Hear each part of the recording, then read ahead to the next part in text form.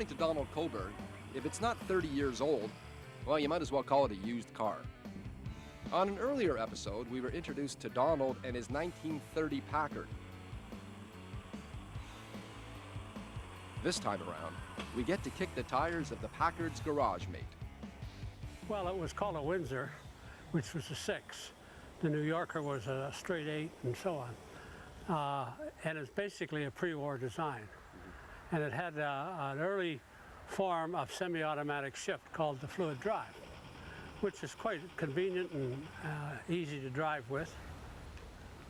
Donald Coburn has been around classic cars for decades, but as a retired engineer, he's always had a soft spot for Chrysler products. Well, I think they had a lot of engineering features. They were a leader in engineering. They were kind of boxy in their styling, and they never really competed seriously. The Plymouth, for example, never caught up to the Ford or Chev, but they did pretty well.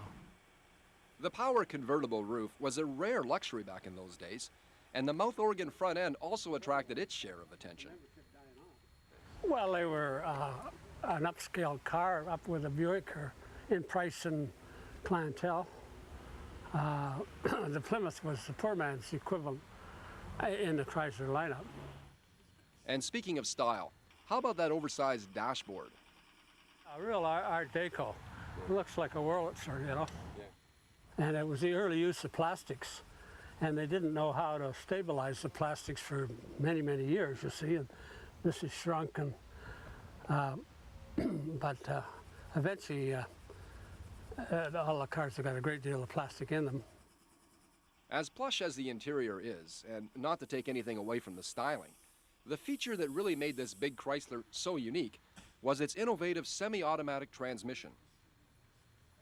Well, it's a hydraulically electrical transmission, and it has a centrifugal switch on the transmission, which kicks it in and out, and then the hydraulic pressure moves the linkage that changes the gears. The Chrysler Windsor would eventually go by the name the New Yorker. You'll see them on the streets today, but the nameplate offers the only resemblance to its heritage.